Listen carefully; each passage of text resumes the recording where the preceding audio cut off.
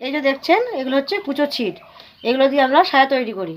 এই ছিটগুলো আমাদেরকে মহাজনরা দিয়ে যায়, আমরা ঘরে বসে সায়া তৈরি করে দিই। এগুলো আমাদেরকে ডজন হিসেবে পয়সা দেয়। তো দেখুন আপনারা আমি সায়াটা কীভাবে তৈরি করছি। আমরা এবার জয়েন করবো এগুলোকে, একটা মাপ দেওয়া থাকে, সেই মাপ অনুপাতে আমরা জয়েনগুলো করে নিই আগে। তো দেখুন আমি জয়েনটা করছি। মাপটা বলেই দাও না কীভাবে হয় এই টেবিলের মাপে। আচ্ছা, মাপটা হচ্ছে আপনার ঘেরটা যেটা হবে, নিচের ঘেরটা, সেটা হচ্ছে এই যে মেশিনে আমার বোর্ড আছে, এই বোর্ডের মাপে ঘের হবে। আর হচ্ছে আপনার কোমর হচ্ছে 21 কিংবা 22। আমরা সেই জন্য সবসময় মাপতে অসুবিধা বলে আমরা এই যে মেশিনের বোর্ডেতেই দাগ 21 ইঞ্চি মাপ আমরা দাগ মেরে দিয়েছি। এটা কোমরপটি হবে, এখানে কোমরপটি হবে, এটা ডবলে। হ্যাঁ, ডবল করতে হবে এটা। এটা মেপে নিয়ে ছায়াটা আমরা তৈরি করি। দেখুন আমি ছায়াটা তৈরি করছি কীভাবে, আপনারা দেখুন। এই যে আমি ছিট জয়েন করছি, এভাবে ঘের মাপ অনুযায়ী আমরা পরস্পর ছিট জয়েন করে করে ঘেরে মাপ করে নেব। তারপর লাস্টে ফিনিশিং করবো ছায়াটা।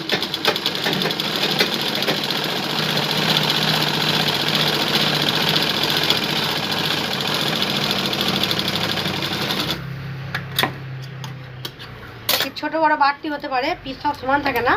যেগুলো সমান থাকবে না, দেখুন এখানে এটা বেড়ে গেছে, এটা একটু কমে গেছে, এগুলো শেষের দিকে আমি যখন জয়েন করা হয়ে যাবে তখন এগুলো অন্য ছিট দিয়ে জয়েন করে ফিনিশিং করতে হবে। একই কালারের হ্যাঁ, ঘরেরও আছে, কালার মিলিয়ে মিলিয়ে করতে হবে। এবার মহাজন যেভাবে দেবে, হয়তো যদি বলে যে সব রকম মিলিয়ে করে দাও, আমরা সব রকম মিলিয়েও করে দিই, সেইগুলো সেইভাবে ফিনিশিং করতে হবে। তো দেখুন আমার 2 পিস হয়ে গেল, আবার 1 পিস আমি জয়েন করছি। মিনিমাম ছিট মানে ফেলা যাবে না, সব ছিটেই কাজ হবে। ছিট কুচো কাটা জয়েন করে, এগুলো হচ্ছে কাটা। এই ছায়াটার নাম হচ্ছে কাটা ছায়া। কাটা ছায়া মানে সব রকম ছিট কাটা কুচো থাকে, সেসব জয়েন করে করে মিশিয়ে করতে হয়। এবং আমরা সব এক কালারেরও করে থাকি ছায়া। এই যেগুলো করছি এগুলো প্লেন এক কালারে। আবার যখন শেষের দিকে হয়ে যায় তখন সব রকম কালার বেঁচে যায়, সেগুলো সব দিয়ে আবার ওগুলোকে গড় ছায়া বলা হয়। বিভিন্ন কালারের হয়ে যায়, তখন শেষে গিয়ে আমরা ওইভাবে একটু কম দামে বিক্রি হয়। হ্যাঁ, এগুলো একটা রেটে বিক্রি হবে আর এগুলো একটা রেটে বিক্রি হবে।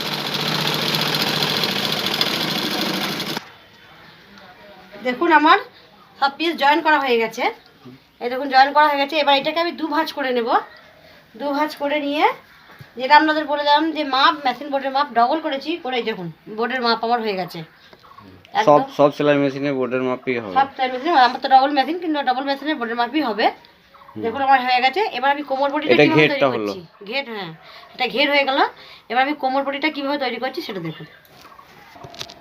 দেখুন কোমর বডিটা এরকম সরু সরু দুটো পিস নিয়ে নিয়েছি। কোমরটা খুব চওড়াগুলো তো দেখতে ভালো লাগবে না, তার জন্য ছোটো ছোটো সরু সরু পিস নিয়ে নিয়েছি। 4 থেকে 5 আঙুল চওড়া 2 ভাঁজে মাপ হতে হবে, 4 আঙুল করে কি 5 আঙুল করে। তা দেখুন দুটো পিস আমি একসঙ্গে আগে জয়েন করে নিচ্ছি, দিয়ে মেপে নেব।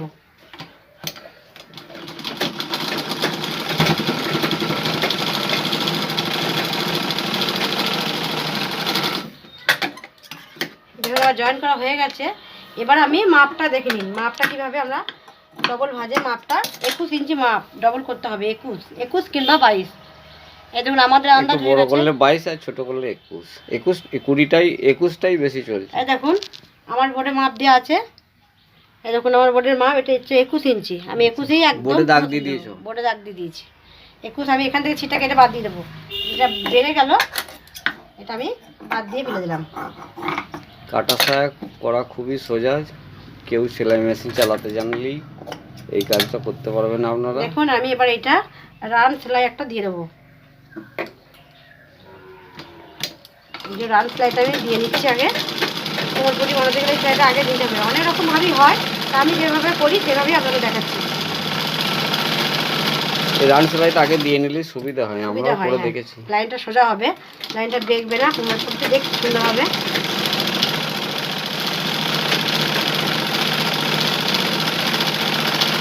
এইভাবেও আপনারা ঘরে বসে কাজ করতে পারেন। ছোটোখাটো ব্যবসা আপনারা যারা ঘরে বসে করতে চাইছেন করতে পারবেন। কিছু ছিট আমাদের কাছ থেকেই পাবেন। দেখুন আমি রান সেলাইটা আগে দিয়ে দিলাম। এবার 2 সাইডটা একটু করে 1/2 ইঞ্চি করে মুড়ে নেব। 1/2 ইঞ্চি 1 ইঞ্চি দিতে পারবেন। তার মানে 20 দাঁড়াবে নাকি শেষকালে? 20 দাঁড়াবে, 20 ইঞ্চি দাঁড়াবে। দেখুন এই সাইডটাও মুড়ে নিলাম, এইভাবে এই সাইডটাও মুড়ে নেব।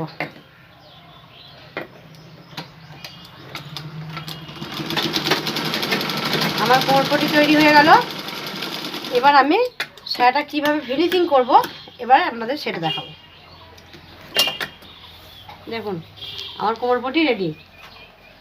এটা আমি 2 ভাঁজে দিলেই এটা আমার এটা 20 সায়ার 21 এসে যাবে। কোমরটা হলো, এই যে কোমর রেডি করে ফেলেছি।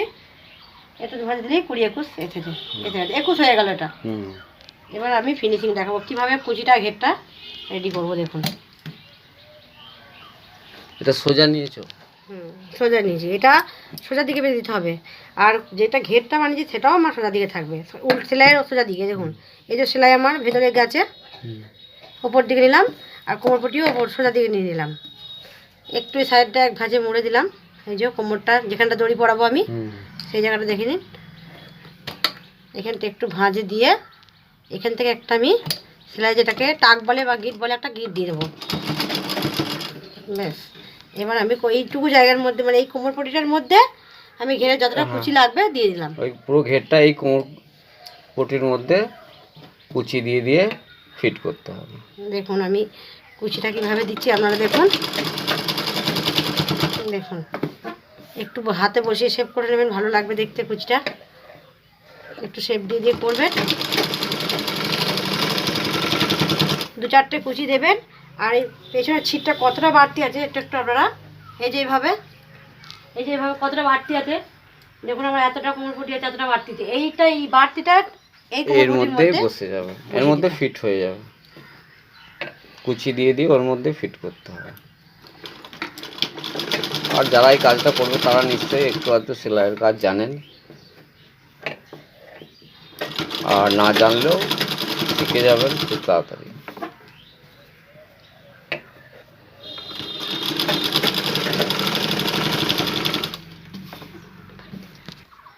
দেখুন আমার কুচিটা বসানো দেখানো হয়ে গেল।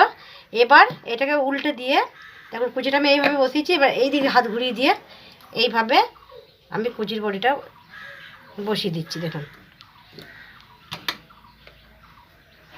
মুখের কাছে সবসময় একটা করে গিট ফেলে দেবেন, যাতে যাতে খুলে যাবে। এই তো হয়ে গেল আমার কোমরপটি রেডি। এবার সমানভাবে বসিয়ে দিয়ে সমানভাবে আর লাইন এরকম সেলাই মেরে দেবেন।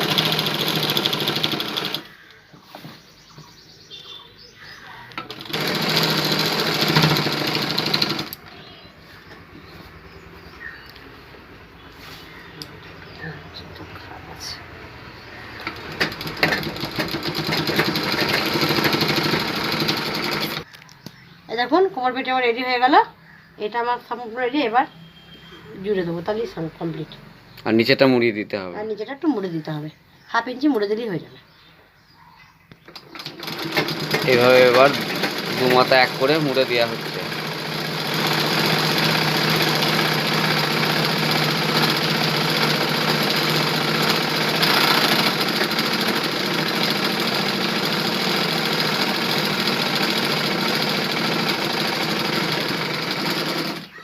দেখুন জোড়া হয়ে গেল। এবারে নিচের ঘেরটা 1 ইঞ্চি করে মুড়ে দেবো, তাহলে সেটা আমার কমপ্লিট।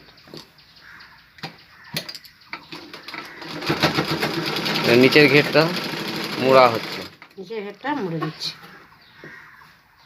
এগুলো তো রেডিমেড সায়া, আর এইভাবে কম পয়সায় বিক্রি হয়, অতএব এর সেলাই তেমনভাবে হয় না।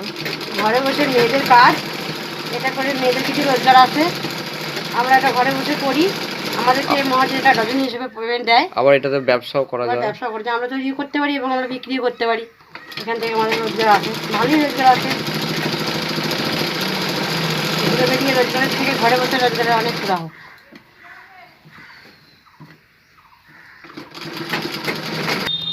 দেখুন আমার সায়াটা কমপ্লিট। এটার নাম হলো কাটা সায়া। আপনারাও ঘরে বসে তৈরি করতে পারবেন।